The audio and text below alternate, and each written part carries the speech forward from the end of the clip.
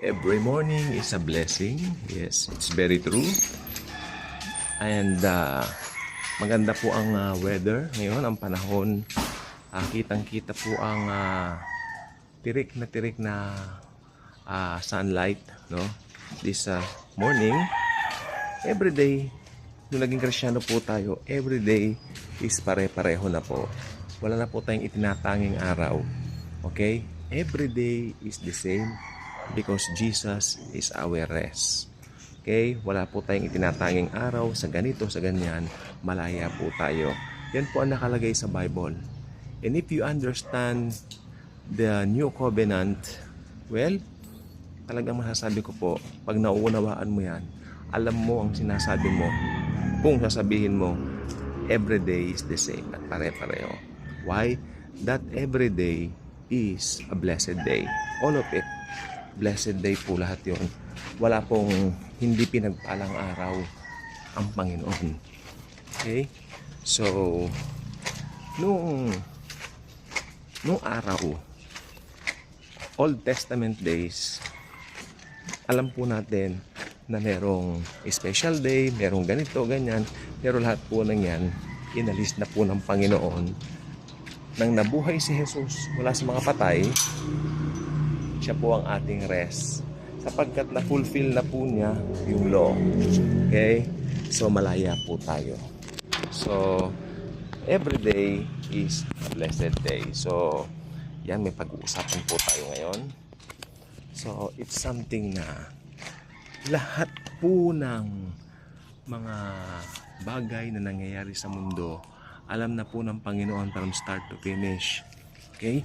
So, ito po yung panahon. Napansin ko po itong panahon po natin ngayon. Ito po yung panahon na ang dami pong mga hindi magandang mga balita na nasasakasihan po natin sa social media, sa mga ganito, sa ganyan.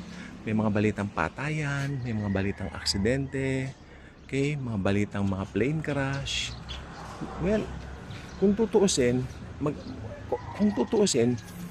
bilang normal na tao, kung gagamitin mong pagiging normal talaga at natural, matatakot ka eh. Nandoon talaga yun eh. Pero kung ilalagak mo naman, okay, yung pananampalataya mo sa bawat sitwasyon, knowing that Jesus is always with you, yan pong pangako niya, I will never leave you nor forsake you. At alam mo kung sino ka kay Kristo, lahat po ng bagay na yan ay hindi mo papansinin. Okay, hindi ka matatakot.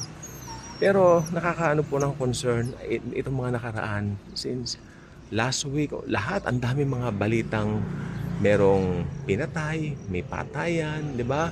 Merong mga na-aksidente. Kanina nakakalungkot, isang beauty queen na matay po sa road accident na naman. Hindi ko po alam yung details masyado.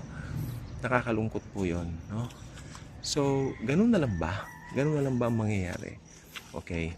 So, tayo po, meron po tayong sandigan sa bawat araw. At yan ay walang iba kundi ang salita ng Diyos, ang Biblia. Bigyan ko lang po kayo ng isang talata ngayon. Dito po sa Deuteronomy chapter 31 verse 6. Deuteronomy chapter 31 verse 6. This is an Old Testament verse, pero sabi ko nga po sa inyo, lahat po ng mga pangako sa Old Testament na magaganda, dahil sa finished work ni Christ, pwede po nating angkinin. Okay? Sabi dito, Deuteronomy 31 verse 6. Be strong and courageous.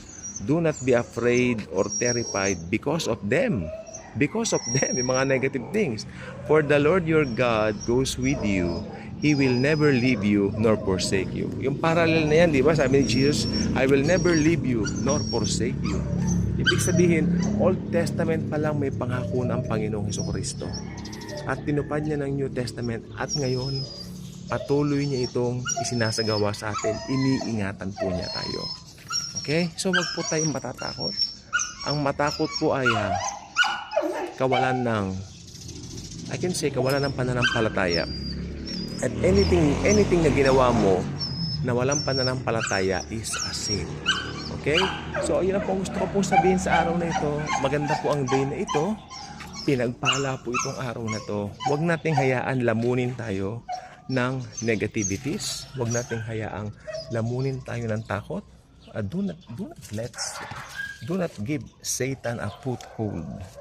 Okay? Huwag natin siyang bigyan ng pagkakataon para i-destroy ang magandang day na ito sa ating mga buhay. Yun lang po. Marami pong salamat. God bless.